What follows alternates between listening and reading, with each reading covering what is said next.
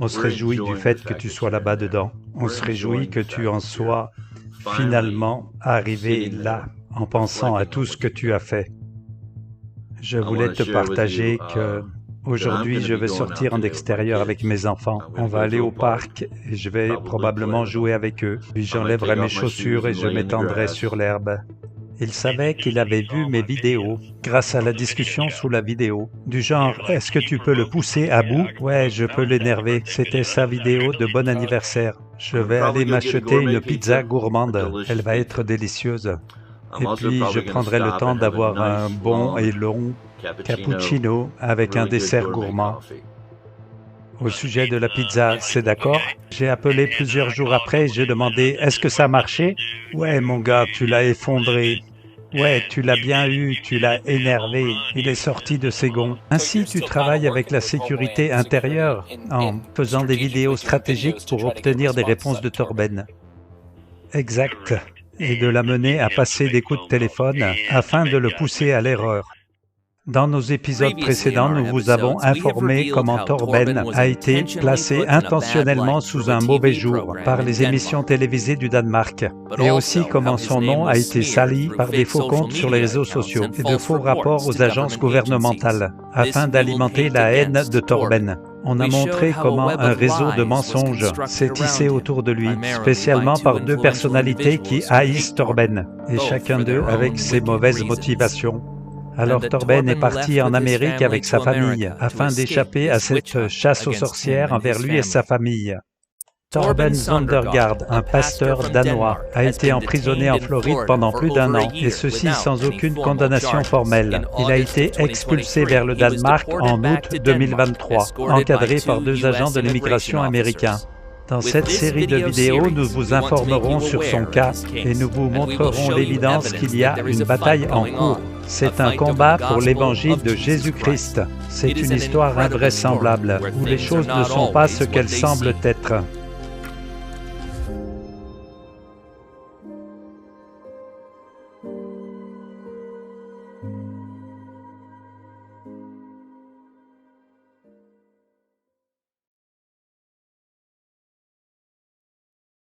Torben et sa famille, au début 2019, avaient prévu un voyage missionnaire aux États-Unis d'Amérique.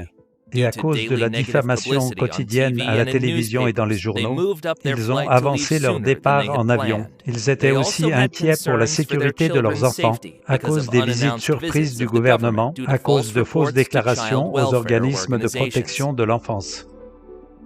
Le 26 janvier, ils ont atterri aux États-Unis, en 2019. D'après leur visa, ils pouvaient séjourner pendant 3 mois. Ainsi, ils étaient autorisés à rester jusqu'au 25 avril. Mais le 13 mars, il est arrivé quelque chose d'étrange. Quelqu'un a mystérieusement annulé le visa de Torben. Torben n'en a pas été informé. Il l'a découvert par hasard. En vérifiant le statut de son visa, il l'a vu sur le site web. Il a immédiatement pensé que ces persécuteurs du Danemark étaient derrière tout cela. Il a pris conseil d'un avocat. Le légiste a conseillé Torben de faire une demande d'asile, afin d'avoir plus de chances d'être protégé. Peu de temps après, le 26 mars, le gouvernement danois a validé le décret criminalisant les abus psychologiques. Le 19 avril, Torben a déposé sa demande d'asile. Et quelques jours après, le ministère de la Sécurité intérieure a accusé réception de sa candidature. Il faut bien noter que toutes ces actions ont eu lieu pendant la durée des 3 mois de son visa. Il faut bien retenir cela, car les documents ultérieurs et les décisions des juges déclareront que Torben a dépassé la durée de son visa. Mais il n'a jamais outrepassé la durée de son visa. Alors, que s'est-il passé? Pendant que Torben faisait son travail pour Dieu en Amérique, ces mêmes personnes responsables de la persécution de Torben au Danemark ont contacté le gouvernement US et ils ont dit des mensonges au sujet de Torben. Pendant que Torben était en Amérique, on a porté contre lui les fausses accusations suivantes. C'est un abuseur d'enfants, c'est un violeur, c'est un trafiquant d'êtres humains, il fait de la contrebande d'armes, il trafique des armes à travers le pays, c'est un escroc, il abuse les malades et les vieilles personnes, il fait du blanchiment d'argent vers l'étranger, il fraude l'immigration, il ne paye pas l'impôt, il se parjure. Toutes ces accusations sont fausses.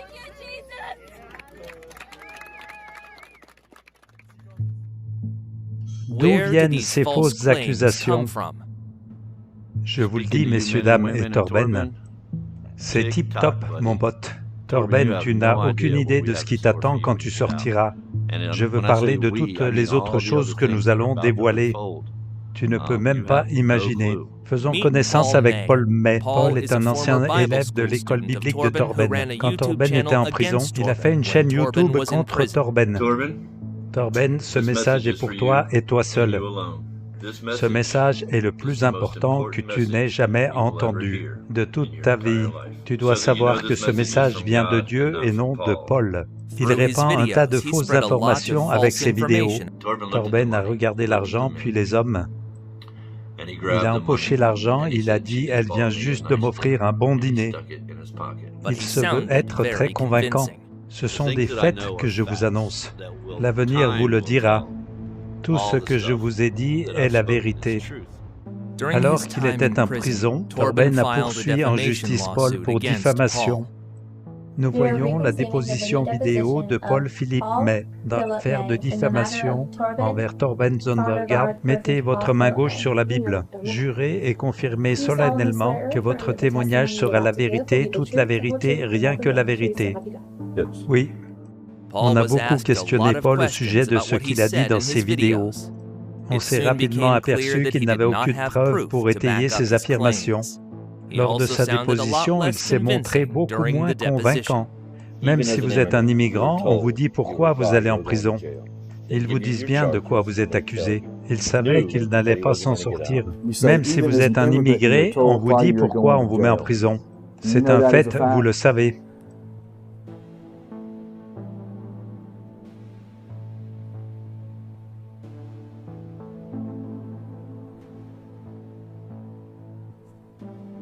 Je ne sais pas si c'est un fait. Ainsi, vous savez qu'on dit à un immigrant pourquoi il est emprisonné, n'est-ce pas?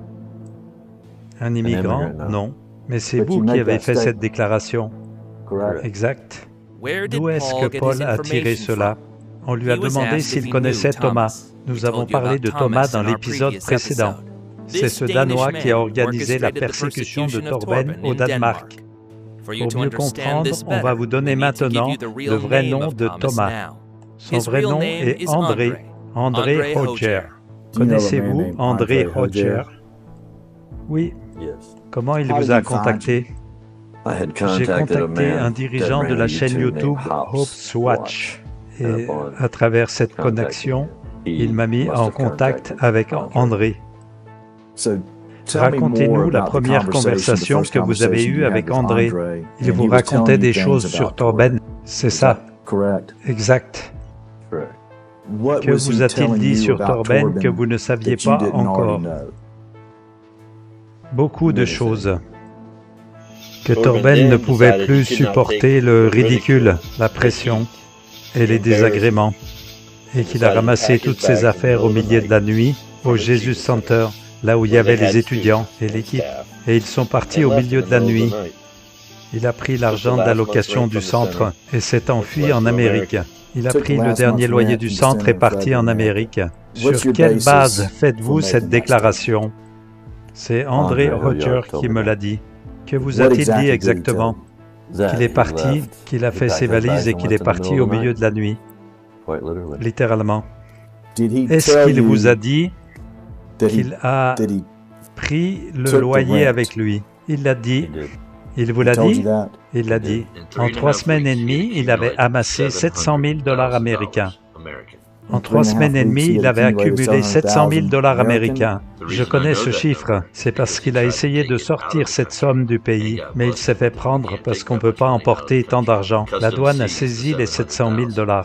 Je connais ce montant parce qu'il a essayé de sortir cette somme du pays et il a été pris avec. Vous ne pouvez pas sortir tant d'argent du pays. La douane a saisi 700 000 $. Alors, quelles sont vos sources pour affirmer cela? Comment l'avez-vous su? C'est André qui me l'a dit. C'est donc André qui vous l'a dit? Oui, un certain monsieur voulait qu'il aille à Barcelone. Il avait de l'argent et il désirait payer les dépenses de Torben. Il voulait payer tout le voyage. Donc, un monsieur voulait qu'il se rende à Barcelone. Il avait de l'argent et voulait payer pour les dépenses de Torben. C'était qui? J'en ai aucune idée. Cette information vient d'où?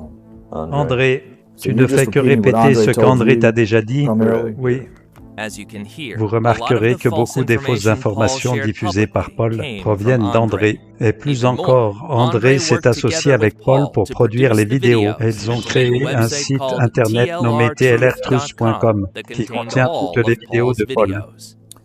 Est-ce que André vous a parlé de publier des vidéos? Oui. André contrôlait le site web. Est-ce que vous nous dites que c'est lui qui aurait mis tout ça sur le site web? Oui, monsieur. C'est lui qui a tout mis sur le site web qu'il avait lui-même créé. Nous ne sommes pas intervenus dans la création. Je l'ai acheté. J'ai acheté le nom de domaine. C'est André qui a créé le site web. Cela devient évident qu'André était déjà en contact avec le gouvernement américain. Peu de temps après votre première communication avec André, vous avez eu votre première communication à propos de Torben avec quelqu'un du gouvernement américain. Exact. C'est vous qui les avez contactés ou c'est eux? C'est eux qui m'ont appelé. C'est donc eux qui vous ont appelé? Exact. Comment se fait-il qu'André ait eu accès aux membres du gouvernement américain? Pourquoi ont-ils cru les mensonges qu'il racontait? Nous allons éclaircir cela dans la partie suivante. Savez-vous ce qu'il fait dans la vie? Je crois qu'il travaille pour Inside Out. C'est quoi Inside Out? Une organisation qui traque les sectes. Est-ce que vous comprenez par là que c'est son travail à plein temps? Exact. Dans un épisode précédent, nous avons déjà partagé avec vous qu'André travaille pour l'organisation Inside Out. Lors d'un appel téléphonique, Paul dit également qu'Inside Out travaille avec le gouvernement danois. C'est du moins ce qu'André a dû lui dire. Pour gagner sa vie, il s'attaque maintenant aux sectes avec un groupe nommé Inside Out au Danemark.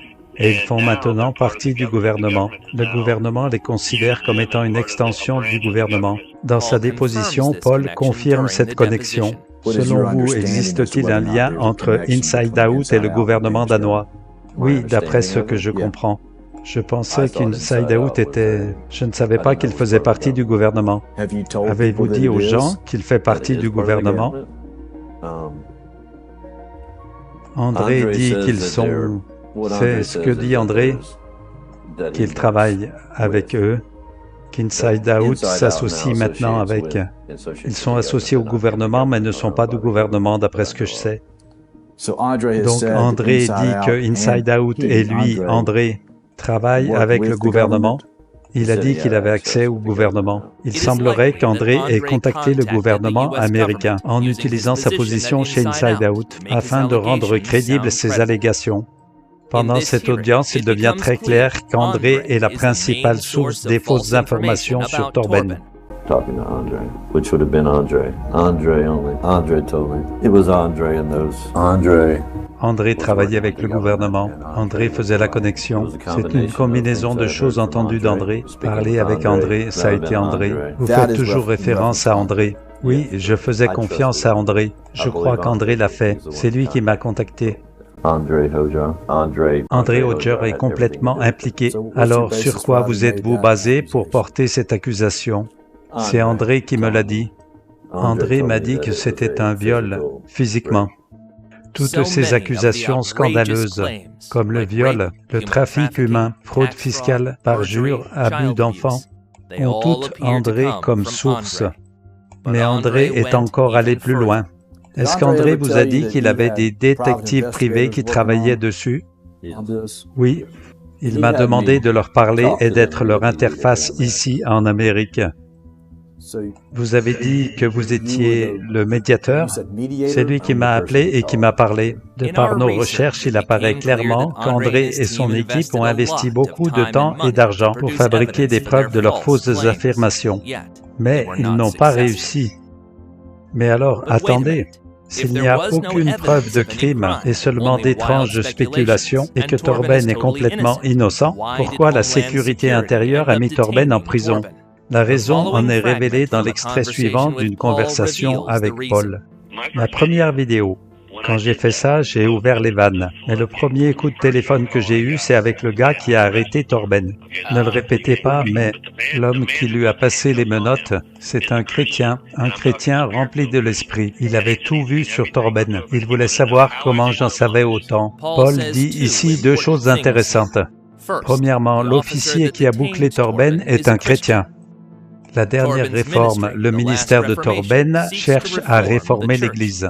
Et beaucoup de gens dans l'Église s'opposent à son message. Beaucoup de chrétiens n'aiment pas le message que prêche Torben. L'officier qui a arrêté Torben est probablement l'un d'eux. C'est pourquoi il dit « Comment en savez-vous autant ?» C'est évident. La sécurité intérieure et Paul ont obtenu leurs informations de la même source, André. Et ensuite, l'officier de la sécurité intérieure appelle Paul pour avoir des preuves. Apparemment, l'officier qui a arrêté Torben n'a pas de preuves pour justifier son action. Mais tu sais, je suis devenu très bon ami avec celui qui l'a enfermé. Est-ce que Edgardo est chrétien? Oui, un chrétien rempli de l'esprit. Oui, c'est pas beau tout ça? Parlez-moi de la première conversation que vous avez eue avec l'agent Centeno après la publication de la première vidéo. Il voulait savoir de quelle façon je pourrais l'aider dans son enquête. Vous a-t-il dit qu'il avait besoin d'aide pour réaliser son enquête? Oui, monsieur. Il voulait que vous l'aidiez dans son enquête?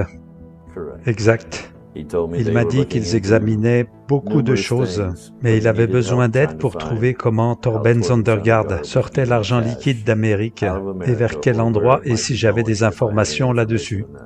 Mais je n'en avais pas. Mais je lui ai dit que je connaissais des gens qui savaient.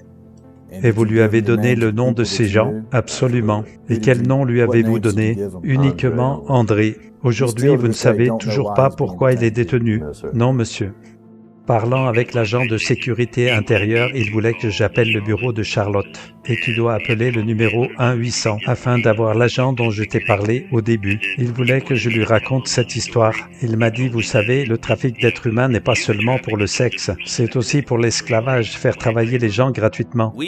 Nous croyons que l'agent veut maquiller le manque de preuves en utilisant une tactique. Il a demandé à Paul May de déposer un rapport en utilisant bien précisément le mot « trafic ». Il m'a dit que c'était du trafic, mais ce n'était pas du trafic sexuel, mais en fait que c'était du trafic. Pendant la conversation, ils ont évoqué les bénévoles qui aident Torben pendant les écoles bibliques. Ces bénévoles n'étaient donc pas rémunérés. Le terme d'esclavagisme a été utilisé pour décrire leur travail. Cette terminologie a donc servi à justifier l'utilisation du terme « trafic ». Cela plaçait Torben comme personne à risque au plus haut niveau. De cette façon, l'officier a pu mettre Torben dans la catégorie des menaces pour la sécurité nationale. Ce classement était très pratique pour l'officier qui a arrêté Torben. Cela lui a servi de raison pour éviter de répondre aux questions des avocats de Torben. Par conséquent, les avocats de Torben n'ont eu aucune information sur les raisons de la détention de Torben. Cela concerne la sécurité nationale. C'est la seule réponse qu'ils ont obtenue. La situation était vraiment démoralisante. Mais en vérité, ils n'avaient aucune raison valable de détenir Torben. Le 26 juillet 2023, le député Clay Higgins, représentant du 3e district de Louisiane, a fait une déclaration au sujet de Torben. Son bureau a passé des centaines d'heures à étudier le cas. Il en a tiré la conclusion suivante. Il faut enregistrer officiellement cette lettre au dossier. Concernant le cas de M. Torben Zondergaard, il a été persécuté par cette administration. Il a été pris pour cible parce qu'il est un ministère chrétien évangélique. Après que Torben soit sorti de prison, lui et son équipe ont publié une chronologie de tous les événements sur un site web. Parmi beaucoup d'éléments, vous pourrez trouver la plainte de Torben contre l'officier qui l'a arrêté. Et dans cette chronologie, le nom d'André est publié pour la première fois. Inside Out a répondu immédiatement avec un message sur les réseaux sociaux. Figurez-vous que vous ayez quitté un milieu religieux malsain il y a 7 ans et que maintenant ce groupe religieux vous diffame publiquement. C'est ce que fait exactement Torben Zondergaard, directeur de la dernière réforme, envers notre ancien président André. Ce même André que nous avons connu dans Inside Out et qui a dit dès le début qu'il ne voulait aucun mal à Torben. Mais si André ne voulait aucun mal à Torben, pourquoi André et son équipe ont embauché des détectives privés pour espionner Torben? Pourquoi a-t-il fourni de fausses informations aux autorités et aux youtubeurs? Il voulait que j'avance. Il voulait que je fasse des recherches. Il payerait pour tout. Il fournirait tout l'argent, il fournirait les détectives. Inside Out a aussi écrit « Nous précisons qu'Inside Out n'est pas fait pour lutter contre les groupes sectaires ou religieux. Ceci inclut Torben Zondergaard et ses partisans. » Mais ce n'est pas ce qu'André a dit à Paul. Et Inside Out, c'est quoi? Une organisation qui dénonce les sectes. Comme nous vous l'avons montré dans cet épisode, André a combattu Torben et son ministère pendant qu'il était à Inside Out. C'était à cette époque qu'il a créé le site tlrtruth.com. Faites bien attention, si vous choisissez de regarder le contenu de ce site et que vous continuez de soutenir Torben Zondergaard, vous serez tenu responsable au jour du jugement pour avoir appris la vérité et choisi de l'ignorer. Qui a créé TLR-Truth? André Hoja. On pourrait dire encore beaucoup de choses à ce sujet. A-t-il utilisé le terme « mafia russe » avec vous? Oui. Franck l'a fait? Oui, monsieur. Comment ne pas en être affecté dans notre cœur en pratiquant ce que Jésus nous a enseigné? Aimez vos ennemis et priez pour eux. Soyez vainqueurs du mal en faisant le bien. Nous vous tiendrons informés par le site web torbenzondergaard.com. Ici se termine la série « Vérité dévoilée ». Nous espérons que cette série vous a aidé à ouvrir les yeux sur les effets dévastateurs de la calomnie. Prenez bien conscience que notre ennemi Satan, le trompeur, est habile pour égarer les gens. Torben n'est pas le seul à faire face à ces problèmes. Beaucoup de chrétiens à travers le monde sont également victimes de calomnie. Nous espérons que l'histoire de Torben vous fasse comprendre la bataille à laquelle nous sommes tous confrontés. Que Dieu bénisse chacun de vous. On est des persécutés, parce qu'on est des évangéliques.